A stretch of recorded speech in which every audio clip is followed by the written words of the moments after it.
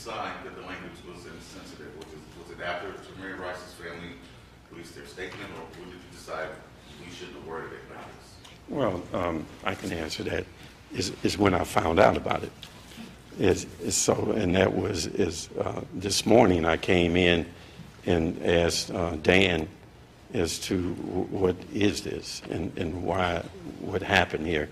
And then I talked to the director around 8:30 this morning, and she explained to me exactly what she explained to you about the complaint, the answer, and how you preserve your defenses. And so what we did then was I said to them, then we owe people an apology. So it's safe to say this came from you. When you saw the language, you're the one who said, hey, this is not the character or personality of the city of Cleveland. This is not. To be that insensitive to family or even to victims is not our character or personality. And so once it became known to me that this had happened, then we immediately went to how can we correct this in terms of the hurt, as Barb said, the family may have as a result, and also the impression that Cleveland is this insensitive place when in fact that's not our character. We don't do these kind of things to hurt people.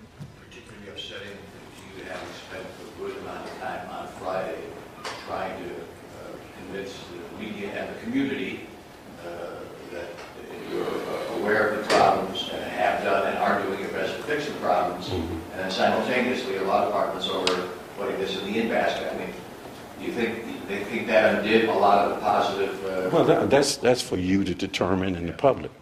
That's for you to determine in the public. Right now, my sole concern is the fact that we did something that, as the law director said, is hurtful to the family, that is disrespectful to them and the victim, as well as to the citizens of the city of Cleveland. All of you are citizens.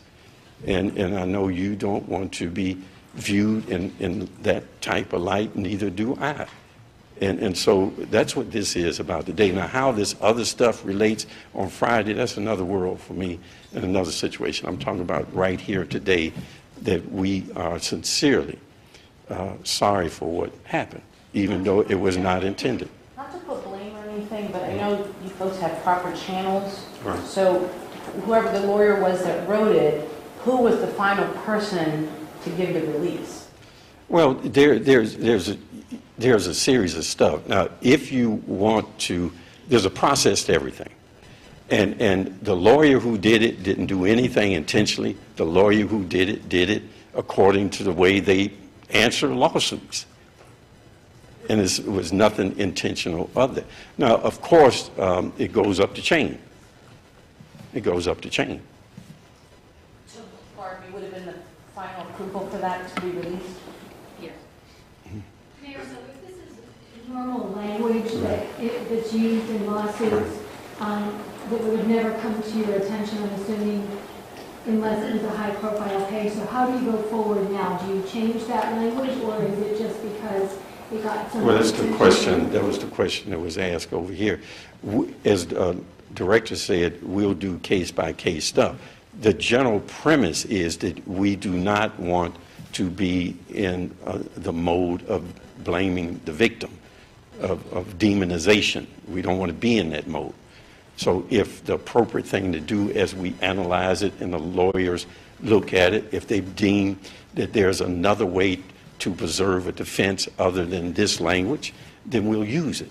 So we will rely on our lawyers to, in that regard. We have, as she said, 21 days to amend this complaint. Mayor, I saw, obviously, I mean, compared to your city. Right. What now? Are you seeing how much attention this has gotten nationally? Or what are you thinking now? Well, I'm not thinking, believe me, young lady, believe me, I could care less about that. What I care about right now is that the family of Tamir Rice and the people of the city of Cleveland understand and realize that we are sorry for what we have done and that we apologize to them.